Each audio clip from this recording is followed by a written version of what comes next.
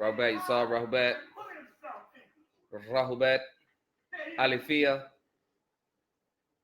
Ashe, Hotep.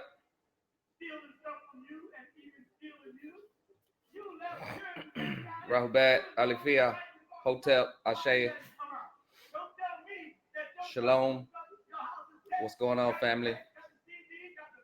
We're doing some live question and answers with yours truly, Nisut Khonsu.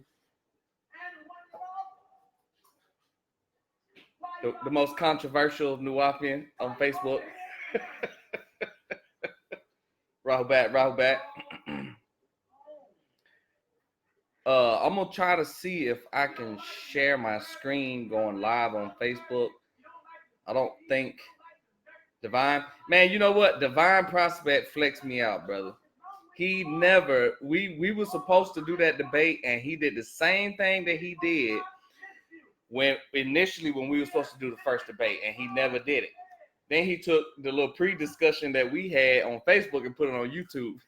But I'm working on Divine Prospect. I'm gonna put out a video on him clarifying his position, who he is, what he is, because people really don't know, the man's a Nu-Waupian. He's an ex-Nu-Waupian.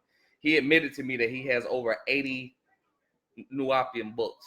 He got over 80 scrolls authored by Dr. Malachi York. Now, ain't nobody finna buy that many scrolls and not with the, you see what I'm saying? But we'll get to Divine Prospect later though. Can y'all hear me good? Can I be heard? Let me get a thumbs up in the chat if y'all can hear me.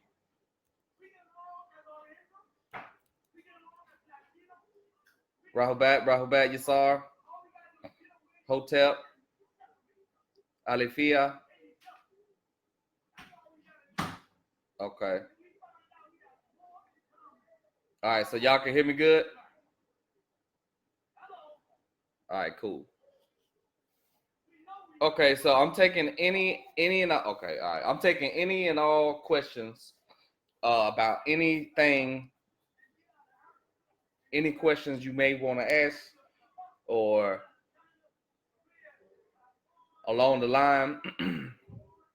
We're gonna be discussing. I don't think that I can share my screen going Facebook Live. If I can, I don't know how to do it at the moment. So I'm gonna, my references and stuff, I got some on paper, I got some on my phone. So I'm gonna be able to share what I can on my phone as well. But basically, I just want to do a brief discussion about what is Wu or Wa Nuaba or Wu Nu-Wau-Bu or Wu Nu-Wau-Bu, what it means. And a lot of people might be asking, well, why are you spelling it Ua, U-A for Wu and Nuaba instead of Wu Nu-Wau-Bu? And I'm spelling it like that because Ua Nuaba is how you would pronounce it in Medu-Neter hieroglyphics. It's a lot of discussions about what the word Nu-Wau-Bu means. Is it an authentic Egyptian word? Is it a made-up word? And there's also a lot of discussions about the word Wu or Wa, which in Proto-Semitic languages, that word Wu or Wa in Arabic, Hebrew, and other languages means and, right?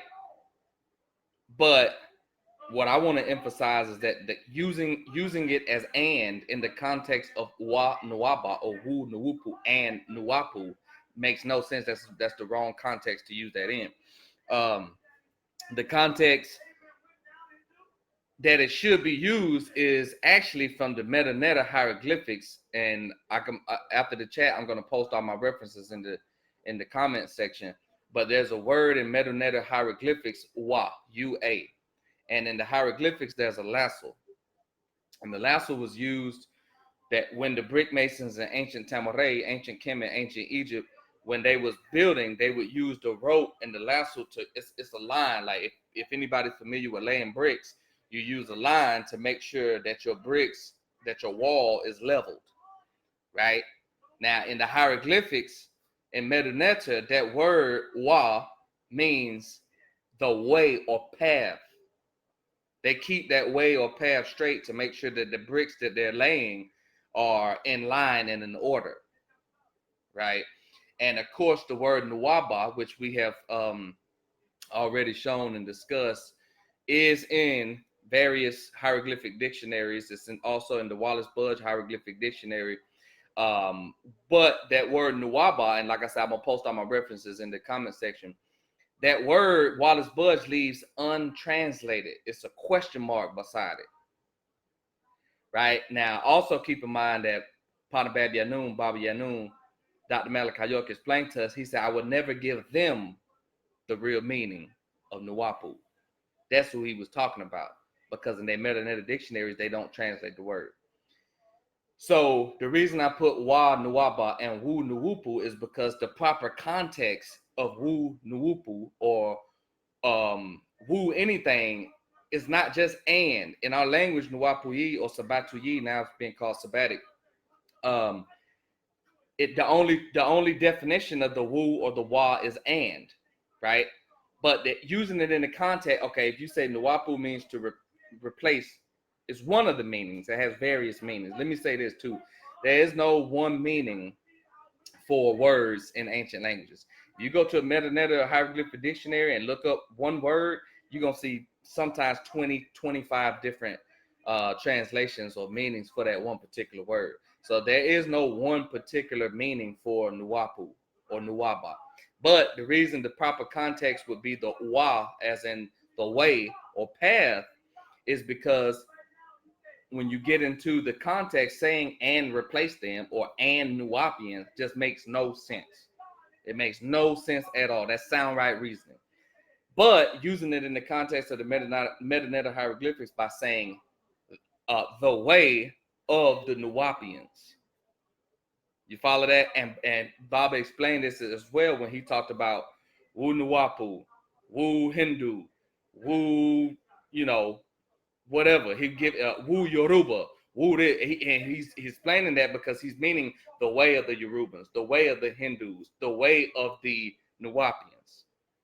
And that's what Wu Nuwau-Bu, one of the meanings for Wu Nuwau-Bu is. You can say it means and replace them, but when you're talking in the context of a group of people, that don't make no sense according to sound right reasoning. So another way to explain what Wu Nuwau-Bu or Wa Nuwaba means would be the way of the Nuwapians. And Baba Yanun took the word Nuwapian, which is just his rendition, and he clarifies this in Jesus Found in Egypt book, where he explains that the word Nuwau-Bu, the origin of it is Nuwupti. And the word Nuwupti, according to Sheikh Anta Diop, would be the original actual how they said it in Egypt of Nubia. So Nuwupti would be Nubians. So Nuwapian is just the new sun cycle name for us, which is Panabab Yanun, which him being the linguist that he is his version or his take on a modernized way of saying Nubian or Nuwupti. Follow that? That's what that is. While we're on the topic of that, let's talk about Wu Sabat. Right? Now, if you ask somebody, what does Wu Sabat mean? They're going to say, and Sabians? And Sirius? That makes no sense. Right? If you look up the word Siba, S-B-A, in Metaneta hieroglyphics, it's the word that's used for not only Sirius, the Sirius star constellation, but all stars. To say Siba or Saba, you would be saying any star in general, but they also made context to the Sirius or Sothis star constellation, right? Then that word also means disciple, student, teacher, instructor, Siba, which is Sebi, Dr. Sebi. It's the same. So you got Siba, Saba, so it's all the same word, but it has various meanings. So when you get down into the essence of what Wu Sabat means, you can't say and Sabians. That makes no sense. But when you use the proper context of Wa as UA, it would mean the way of those from the stars. Rahubat Jazir, my brother, how you doing? Yes, sir, exactly. Layers in the language, multiple dimensions. Yes. So when you get into, so like I was saying, when you get into the meaning of Wu Nu-Wau-Bu, Wu Sabat, you have to, the context of the Proto-Semitic or the Sabatuyi or the Nu-Wau-Bu context of the word Wu or Wa as meaning and is much more to it. It means more than and, because like I said earlier, in the hieroglyphic dictionary, you'll find that word Wa or Wu, U-A, which is the same as W-A, which means the way or path. So Wu Nuwap would also mean the way of the Nuwapians or the way of those from Nubia. Wu Sabat would also mean the way of the Sabians, but being that the word Sabah is also means star or Sirius, the Sirius star constellation, also star in general, would be the translation of Wu Sabat would be a translation of Wu Sabat would be the way of those from the stars. Because because we explained that Sabaism is a part of the science of the ancient Egyptians called Nun. So this is the way of those who come from the stars, the way of those from Sirius, the way of the Syrians, the way of the Sabians. It's multifaceted. Asaru Amunwe, is that leaning towards Wolof? The Wolof, yeah, you can say that. The Wolof language is one of the closest living spoken languages today that is cognate with the ancient Egyptian Meduneta. Wolof is Wolof, the Wolof tongue of today, along with Coptic, uh, uh, uh, even some of the Proto-Semitic languages are all tied and are all related to Meduneta, because remember that Baba Yanun explained to Tarnun when he wrote him a letter back when he was Khonsu, or back when he was using the Egyptian attribute Khonsu, when he was with the Nuwapian nation. He wrote Doc a letter asking him was Nuwapic Phoenician. And like I say, I have the I'm gonna post all my references and all my resources in the chat.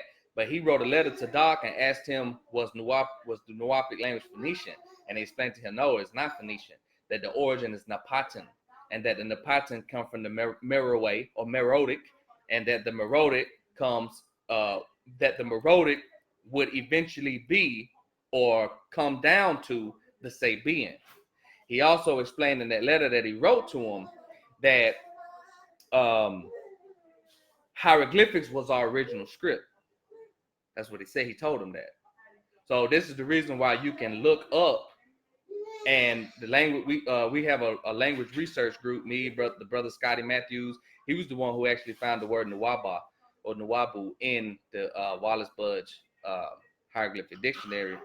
The brother Imre, the brother Asar Nun Atum up in Bushwick, we have a language research group where we basically research the origin and the authenticity of the Nuwapic language. And we found over 200 words in Sabatuyi or Nu-Wau-Bu, whatever you want to call it, that is you can find right there in the Egyptian hieroglyphics. So this is how we know that the language is direct cognate with Meduneta hieroglyphics, because we have two confirmation sources. The first confirmation source is Bob was explaining to the brother Tarnun, or who was formerly known as Khonsu, that hieroglyphics was our original script. That's what he said, our original script. Okay. The second confirmation is, like I said, being able to take Rahubat, peace, Renintet, Ray, peace, Rahubat, everybody. The second confirmation is, like I say, being able to take a word in Nu-Wau-Bu, and you can find, okay, we explain Wu or Wa as and in Proto-Semitic, Nu-Wau-Bu, Arabic, Hebrew. But you could take that same word and find it in the Egyptian hieroglyphics, and it has other meanings. We can use those other meanings Just because it might not be in the Nuwapi language book or the Sabbatic language book, don't mean that it's isolated from other translations or other meanings in other languages. You follow that? Because he said that hieroglyphics was our original script. We know this. So that's why I explained Wa Nuwaba or Wu Nuwupu or Wu Sabat. The way of the Nuwapians, the way of those from Sirius, the way of the Sabians, etc., etc., etc. But that was a good question about the Wolof, because the Wolof, if I'm not mistaken, is a Senegalese language. And Sheikh Anta Diop, who Baba Yanun definitely shows a lot of props to, and who he recommends that we all study his works, is a Senegalese scholar, African Senegalese scholar. And he explained the Wolof languages, the Bantu languages, and all these other living languages that are closely related to the ancient Egyptian Medu Neter. And so this is how Baba Yanun was actually able to reconstruct our language and walk us through all the different Proto-Semitic languages like Arabic, Hebrew, into the cuneiform. This is how he was able to do that and continuously upgrade the language, because all those languages come from the Egyptian Medu Neter anyway. Arabic, Hebrew, Arabic and Hebrew are really misnomers for the Proto-Semitic.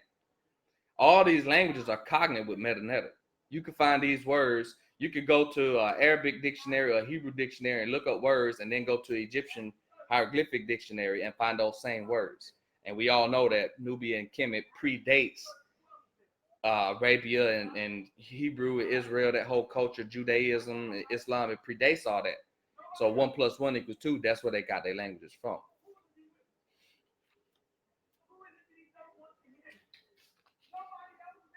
But if don't nobody have no further questions, I'm gonna go ahead and move on to the next basis, which is basically, and it sounds simple. I know. We probably ask them, what is Nu-Wau-Bu? Everybody should know that, and you're right. Everybody should know that, but you'd be surprised how many people don't know and really don't embrace what it really is. Because unfortunately, I've seen a lot of Nu-Wapians or Sabians who are turning this back into a religion. And I say that because they are accepting information, but they can't confirm it for themselves. When you do that, you are rendered a blind follower, not an ontologist, not a scientist, not a doctor of divinity. Remember, the student teachers back in the day used to get the doctor of divinity degrees. I don't know why that stopped, but that should definitely be picked back up. And what that means is you have to know what you're talking about. You can't just get up there and parrot information and parrot and cut and paste information no, you can't do that. That's not what this is about. So let's get into the meaning. Let's get into the linguistic meaning of the word Nu-Wau-Bu, right? The root is the word neb or noob, which has various meanings in the Medu Neter hieroglyphics. Gold, right? Neb, Lord, Master. But if you look at the hieroglyphic inscription of the Nu-Bowl, right? It's a bowl, Nu-Bowl. If you look at that hieroglyph, and if you look at some of the various meanings, one of the meanings that you get is all, or complete, at oneness. That's what the Nu-Bowl represents. Now, what did the master teacher explain to us was the basic premises of Nu-Wau-Bu back in the day. He explained it. Right knowledge, right wisdom, and right understanding that leads to sound right reasoning. All knowledge, wisdom, and understanding. Information and outformation.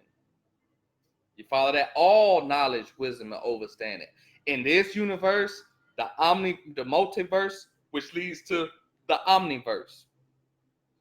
So there you have a good cognate that you can tie in right there. All knowledge, all wisdom, all understanding, all information and affirmation. You can't take from it and you can't add to it. You see what I'm saying? So let's get down to the basis of Nu-Wau-Bu. And we could even go into what is the difference between Nu-Wau-Bu and Wu-Sabat. Wu-Nu-Wau and Wu-Sabat. It's a difference. That's why sometimes I specifically verbalize. I'll say something is Nu-Wau-Bu and I'll say something is Wu-Sabat because it's not the same thing. It's a difference. Sabaism, as the proof book explains, is the science, comes from the science of the ancient Egyptians called Nun or Nu or Nu-Pu. It's the same thing. So Sabaism is a part of Nu-Wau-Bu. You follow that? You can research in the pyramid text of Unas, where it speaks about the transition that a person goes through, going through the duat, right? Well, before that, going through and this is talking about your experiences after so-called death or transition, the judgment hall of Osiris, right? The scale of Ma'at, right? The heart against the feather. You must be balanced. Then you go through the process of the spells and incantations or the tones that must be uttered in order to make it through the duat, right? And then according to the pyramid text of Unas, it says that once you make it through the duat, it says, and I quote, a road is laid out for thee. And some translations say a ramp is trodden for thee. To the duat, to the place where Osiris, to the place where Orion is, or Sahu. Remember, I had that debate with the Dagger Squad fools, and they tried to tell me that Sa or Sahu was not translated as Orion, and I showed so much evidence on that. Just you can't refute it; it's irrefutable. So Sabaism is a part of astrophysics, right, or solar biology, where you literally would transform back into a whole light being, as Baba Amun explains to us, and receive eternal life, being reborn as a star. That's all that is. Astrophysics, astrotheology, solar biology, the science connecting you to the stars, or Saba, or Siba. That's what Sabaism, that's what Wu-Sabat is. Wu-Sabat deals with the science of astrophysics and solar biology that links you to the stars, because according to the scriptures and the text of our Tamarayan ancestors, specifically in the pyramid text of Unas, it clearly says, and I'm going to say this one more time, and you might see me repeat myself a lot, but I do that because as Baba Yanun explains to us in the Black Book Part 2 and in the older books, the Nine Ball, he says, repetition is needed for emphasis. Repetition is needed for emphasis. That way it's stamped inside your head. You won't lose it. But let's look up the word reasoning. The word reasoning means the capacity for logical, rational, and analytic thought, intelligence, good judgment, sound sense, an underlying fact or cause that provides logical sense for a premise or an occurrence. That's what reasoning is. Okay, reasoning is the ability or the capability to be able to think things out on your own. That's why it's last in the three phases or the three primaries of Nu-Wau-Bu: evidence, experience, and reason. Because first you need the evidence. Now the experience is the tricky part, because we wasn't there 2,000-3,000 years ago. Some of us never been to Kemet or Tamaray or Egypt, so we don't have direct experience. We don't have primary experience. We have secondary experience, meaning I can read 1,000 books about China, right? Eat Chinese food, learn the language, do all that. But you really, really, really, really, really can't say you have direct experience about China until you have gone to China, lived amongst the Chinese, practiced with them. You see what I'm saying? So the reasoning part comes after evidence and experience. And the reason I'm saying is because it's important, it's vital. When you're dealing with a man who teaches his own students, don't believe me, check it out for yourself. He means that. And you'd be surprised how many Nu-Wapians or Sabians that you meet today, and will literally take the books on face value without doing any research. That totally defeats the purpose. That totally defeats the purpose, because Baba Yanun explains to us, he said, the way I teach is, this is verbatim, he says, the way I teach is I spatter out information. And it's your job to take the information and put the puzzle pieces together. You see what I'm saying? The scrolls are information pamphlets. They are guides. So when you get a scroll and it's hitting on a certain topic, you know what your job is?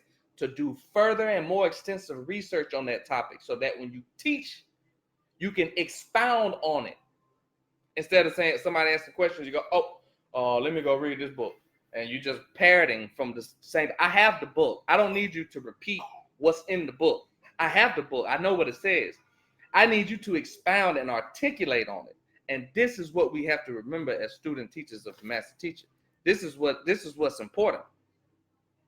You follow that? This is what's extremely important. But let's get back to, because we want to do an in-depth breakdown. We want to do an in-depth, well, before I do that, let me see if I could, if y'all could see this, because it won't let me share my screen. This was the letter that I was telling you about that Baba wrote to Tarnoon explaining the Nu-Wau-Bu, right? And he says,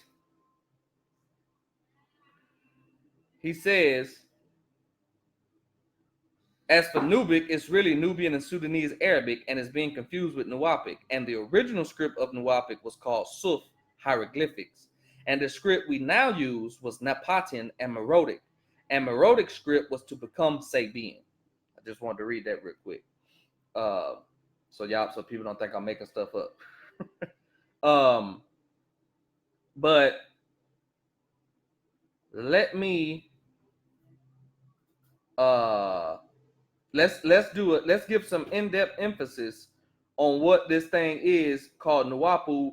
That way we know the difference between Wu-Nuwap and Wu-Sabat, and that way we also know exactly what Nu-Wapic is.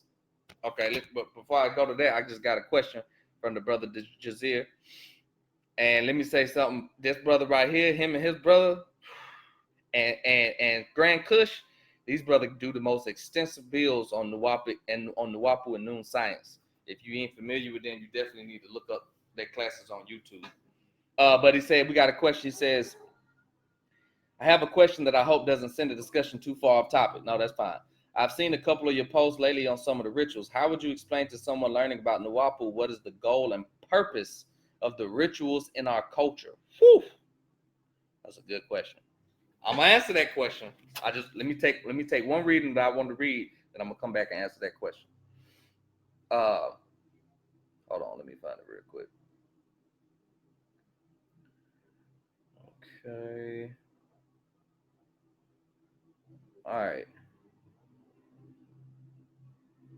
Here it is, right? Yo.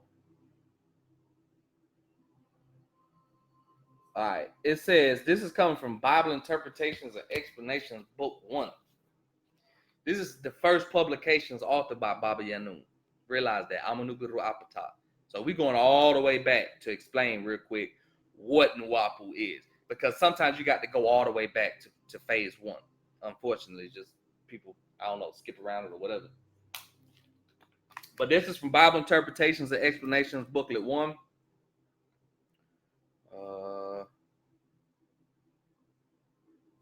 Bible Interpretations and Explanations, Booklet 1.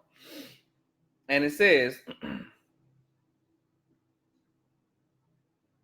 this is what I was explaining about the Nu Bowl and the significance of the meaning of the Nu Bowl, all, which ties into Nu-Wau-Bu. It says, Nu-Wau-Bu is pronounced Nu-Wau-Bu. The meaning of the word Nu-Wau-Bu is knowledge, wisdom, and understanding.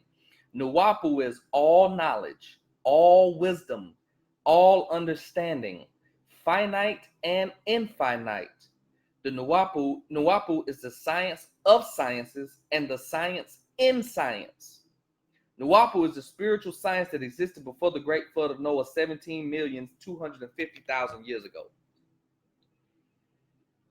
So you take the root word of Nu-Wau-Bu and take it to the meta hieroglyphics Nu, which mean one of the meanings is all, and you get Nu-Wau-Bu. So you can clearly see that by Baba Yanun being a master linguist, he was able to reconstruct dead languages to build our language. Because prior to that, nobody knew what that word was, because even when you go to the hieroglyphic dictionaries, Nu-Wau-Bu or Nu-Wau-Ba, and Wallace Budge was left with a question mark behind it. He never explained what the meaning was.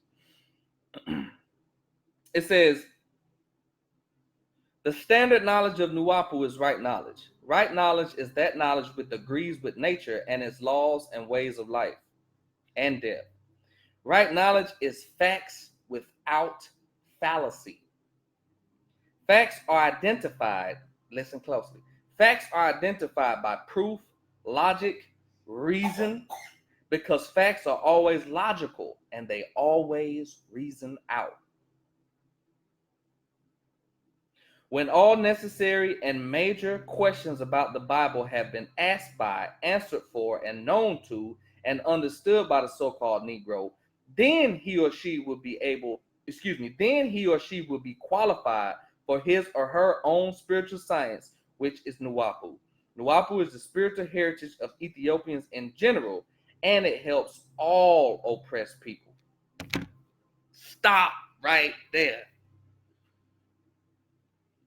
That means, listen closely, that means if someone is propagating or promoting information to you that they can't prove, that they don't have any facts, they just read it in a book and regurgitating information, that is not what the science of Nu-Wau-Bu is about.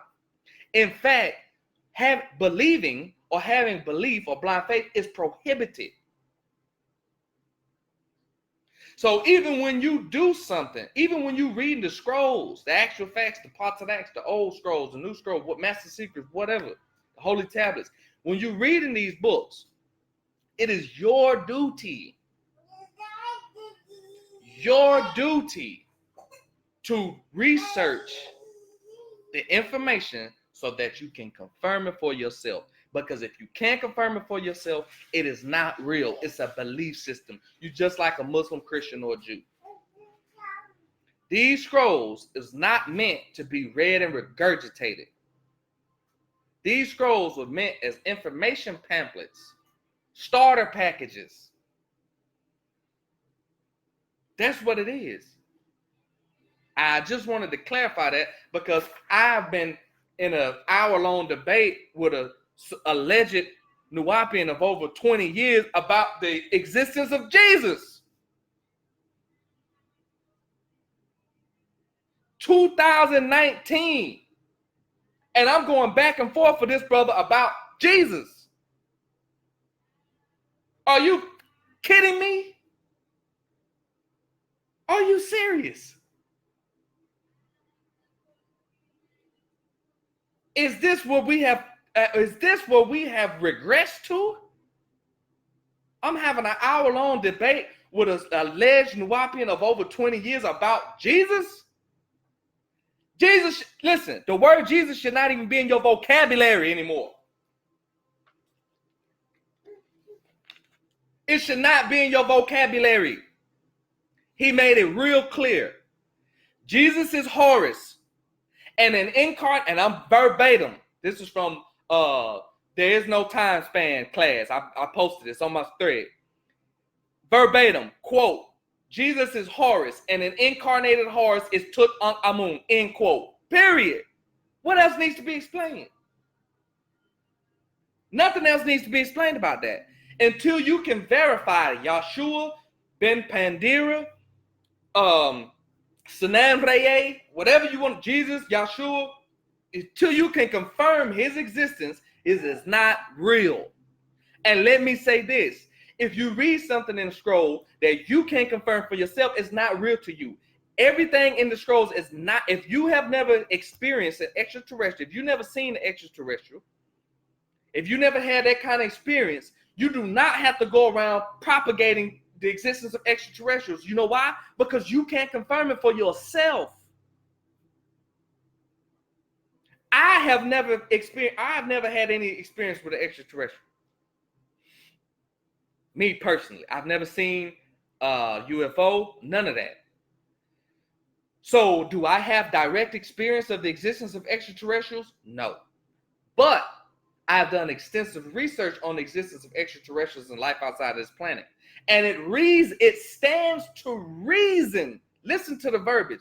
It stands to reason that there is life on other planets, and these planets contain other humanoid life forms. Whether I want to go through NASA, modern day science, the Sumerian tablet, whatever, it stands to reason that they exist. You see the difference between that? I don't have direct experience of the existence of extraterrestrials, but by sound right reasoning, research, and investigation, it stands to reason that there are extraterrestrial beings. When we talk about spiritual experiences that we have, and if I tell you about astral projection experiences that I've had in the astral realm, when I tell you about my ancestors who have come to me in dreams, when I tell you that I have seen apparitions, that's direct experience, right? Some people may have never had that direct experience, but it stands to reason, listen to the verbiage, it stands to reason that if they research ghost phenomena or spirit phenomena, or what Baba Yanu explained a long time ago about quantum physics, when they cracked the atom, he said when they cracked the hydrogen atom, they tapped into the spirit realm. Because religious people call it spirits, but scientists call it quantum physics. So it's more than one way to balance these scales. You don't have to have direct experience for everything. That's why you combine evidence, experience, and reason. So let me just clarify this real quick. When you read in the older scrolls and the new scrolls where Baba is explaining the real Jesus, Yahshua, Jesus Justice, and Simon Bar Jesus, when he talks about Yahshua ben Pandera, when he talks about Jesus or Yahshua having children with Mary Magdalene, dying at 120 years of age in Egypt, etc., what he's giving you, listen closely, and this is why at the end of the chapters of the Holy Tablets, he says, this is how it was recorded. What he's giving you is the original version that come from the Nag Hammadi text and the Qumran scrolls, or the Dead Sea Scrolls that were found in Egypt prior to the canonization of those scriptures at the Council of Hippo, Nicaea, etc., etc. He's giving you the original version that they created from the ancient Egyptian and Sumerian historical accounts. He's not saying that they were real. He's saying that this is how they originally recorded these texts. Because remember, prior to the Council of Hippo and Nicaea, the Council of Nicaea, if I ain't mistaken, was 325 AD. Prior to that, they formulated that version of Jesus who has no father, virgin birth, crucifixion. That they constructed that form. So that's why he told you go back to the Nag Hammadi scrolls, the Qumran text, the Dead Sea Scrolls. That gives you the original version. That doesn't mean that they existed. That's just the original version of the copied stories from Egypt. Do you understand that? So there's no sense why I have to sit and debate with a Nu-Wau-Bu about whether Jesus exists or not. If you can't understand that, something is wrong with you. Because when I ask you, take the scrolls away, prove to me, show me some evidence that Jesus existed. You can't. That right there ought to be enough. We know King Tut existed. He's sitting in a museum right now. He's in the museum right now. We got his body. We got his story. We got his parents. We got all that. We know that Horus or Hod or Haru existed. Why? Because it's inscripted in the Turin Royal Canon, the King's List, where it speaks about Zep Tepi, and where Haru is called a what? Nisut Biti, a ruler, not a myth, a ruler. Osiris is prefixed Nisut Biti Asar, ruler of the two lands, Asar. This telling you these were physical beings. So I didn't mean to get out on a random raid, but I really wanted to get that out the way. Stop the games, man. Stop making this into a religion. Do your teachers some respect. Put respect on Baba's name. If you don't know it, it's okay to say I don't know. I had to get that out of the way. Let me answer this brother's question real quick. Now that we have this solidified, hold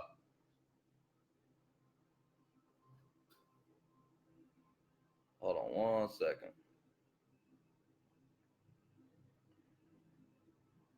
Yeah, exactly. Jesus found in Egypt. You know why it's called Jesus found in Egypt? Because that's the only place you can find Jesus is in Egypt. And Baba said they can't find Jesus because they're looking in the wrong place. But anyway, let me answer this brother's question now that we got that out of the way. He asked about the rituals. Question from Jazir Hedge Ray. I've seen a couple of your posts lately on rituals. How would you explain to someone learning about Nu-Wau-Bu what is the goal and purpose of the rituals in our culture? The goal and purpose of the rituals in our culture is very important. The main purpose, and that's why I posted that book, The Alignment Ceremony. The purpose of the rituals is to attune you back into the proper frequency of your ancestors so that they can communicate with you.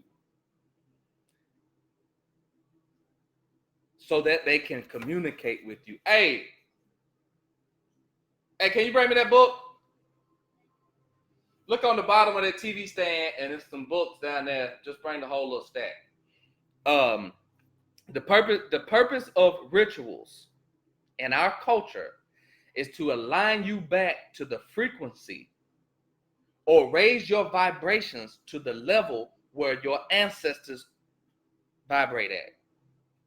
The reason that's important is because they cannot communicate with you if you on a lower frequency and they on a higher frequency. There's got to be some kind of middle point or meeting point. Yeah. Yes. Thank you. Is this the one I needed? Yep, right here. Yeah, there's got to be a meeting point. The rituals help to tune you in. The rituals help to purify you. The rituals help to give you a cleansing, inner and outer cleansing. So I made that comment about the rituals is because a lot of times, and I said that, and this is the reason I said that is because you don't have one of the main reasons that Baba made the land, right, is or built Tamaray is so that we could actually perform these rituals and ceremonies that have not been performed in over 2,000 years. You see what I'm saying? But I made that post because you don't have to necessarily have the pyramids there to do those rituals. I've done several rituals, and I've never been to Tamaray. The year I was supposed to go to Tamaray is when the land got raided. I was actually supposed to perform. We had a Nu-Wau-Bu rap group called the Trinity, and we was doing songs with Dr. Thompson. To all the old schoolers that know, Dr. Thompson was one of the Nu-Wau-Bu doctors when they was about to build a hospital on Tamaray. Well, his sons had a rap group called Lifeline, and they was doing Nu-Wau-Bu rap. And that year, we were supposed to go and do a song with Dr. Thompson's sons. And that was the same year that they raided Tamaray. So the reason I explain that is because what we did was we set up cones. You see what I'm saying? And basically use the cones as the pyramids and would do the alignment ceremony, walk around the cones, say the chant, say what's supposed to be said in front of each deity, so on and so forth. Rituals is extremely important because without the rituals, you have no spiritual power. None. We're at a point now to where Baba giving us a divination system that we don't use, the and Thummim book, which needs to be updated. I actually spoke to Prince York's mother. This was last year, and she said that she was going to try to work on updating that book. I know the language update is rasas that we use now for that word divination, rasas. We have a divination system we don't use. We got a calendar we hardly use. He taught us how to do natural time, Black Book 2, where he explained about how to a sundial. Just remember the sundial that was on Tamaray. We have a lot of stuff that we're not using. The rituals are important. If we stop using the rituals, we lose our spiritual power. The purpose of the Zed Festival was ritual, man. Ritual, ritual, ritual. The Zed Festival was the renewal of the Pharaoh's power. So we go to Zed Festival and we have parties and we have block parties and we have fun and all this good stuff, and that's good. But if you're not doing the rituals, I mean, come on, let's go. Let's talk about this. Okay. One of the main important things about rituals is that it puts you in tune with your ancestors, who are vibrating on a frequency that we're not vibrating on at the moment. The purpose of rituals, chant, and meditation, fasting, prayer is to raise your vibrations. And let me take a reading real quick from Actual Fact number 18, tone, sound, DNA, molecules, vibratory frequencies. And this is verse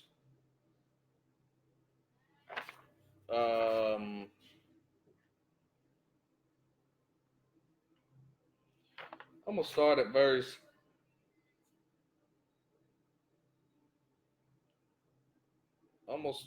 verse 32. And it says,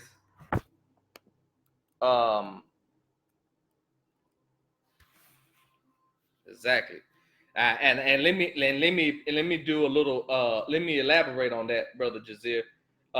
From Actual Fact number 18, tone, sounds, DNA, molecule, vibratory frequencies, why it's important to keep these rituals going, especially collective time of the year like Zed Festival. Zed Festival is supposed to be a time when the Wapians all over the world come together, right? The more numbers, the more people we have, the more energy we have. So we start doing these rituals with large groups of people, the more impact it has. Okay. 32 says, so just as radio waves carry outformation provided by the sender, also the waves transferring energy to you carry any and all kinds of outformation or information. You're constantly receiving them at all times, but you're on the wrong station or frequency. You can't see or hear them speaking and incarnating for you, like a radio or TV. If it's off, you're not in tone with your own station or ancestors. It says, that is, if you accept other cultures, religions, way of life, etc., carry their names, etc., then you never be in tune. When you speak in their tones, it's like the radio is not tuned to your own station, so you only receive their spirit forces who will not help you in any way, yet they will use you to feel. You must be in tune with your own bloodline back to the ancient ones who vibrate on the same station as you, broadcasting to you and for you, which is why you see hands at the end of the Atum Ray. And he gave the diagram. You see that? He said that that's what that means. So these rituals that we perform, or we're supposed to be performing, is meant to align you to the vibratory frequency of your ancestors who are constantly trying to communicate with you, but we constantly blocking them because we're not speaking the language, we're not performing the rituals, etc., etc., we're not studying, etc., etc., etc. Now, I'm not sitting here trying to tell you I'm just perfect, holy rolling. No. But I do keep to my altar, keep my chants, keep my studies, study the language, etc., etc., etc. So the rituals is what gives us spiritual strength. Without spiritual strength, we are nothing. We can dress up and do all, and play all you want. Without the rituals, without the culture, you are nothing. When you walk into my home, you see pictures of the Natharu everywhere. Books. I have books around my home for decoration. That way, if somebody come in, they feel and they have an inquisitive mind, boom, pick up a book. It's right there. I have my altar set. You see what I'm saying? This is a part of it should be a part of your daily basis in life. No matter what you do whatever, you do you. But you should stick and keep to your rituals and keep to your schedule. Like, you know what I mean? Like a disciplined routine. That's very important. So, Brother Jazir, I hope that answered your question about the rituals. But I mean, that's just one of the things that strike me is like we have so much that for some reason it's not being used like it was at one point in time. I still make ashutat. Only difference between the ashutat now is just the language updates. Say it in the updated language. If you can't speak the language, say it in English. It's the same thing. Now, ashutat is a prayer coming straight from the walls. You know, you make Margarage. We don't have Tamaray. Go to if the people in Georgia, go to Stone Mountain and make Margarage. Go or wherever you at. Go somewhere out in the nature. Set you up some cones. Take you some incense burners out there and make Margarage. Do your ashutat. Do your prayers. Do your rituals. Element ceremony. Sacred Egyptian initiation ceremony. Alignment of all of souls ceremony. Materialization rites. We got so much stuff. This is what keeps you balanced and in tune with your proper frequency. If you don't have that, then what else is it? And especially with the rituals and stuff that we have, because the rituals and stuff that we have is coming. It's some of this stuff that we're doing is rituals that have the language that we speaking. The rituals we performing haven't been spoken or performed in over 2,000 years. You know how powerful that is? You speaking tones and communicating and doing rituals that haven't been done in 2,000 years. Think about that. That's deep.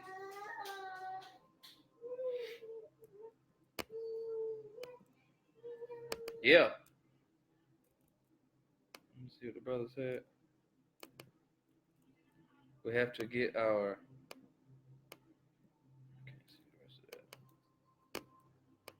Yeah, we got to get those rituals back. Without that, what do you got?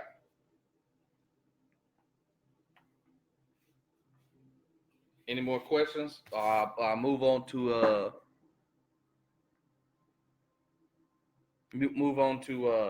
the next topic.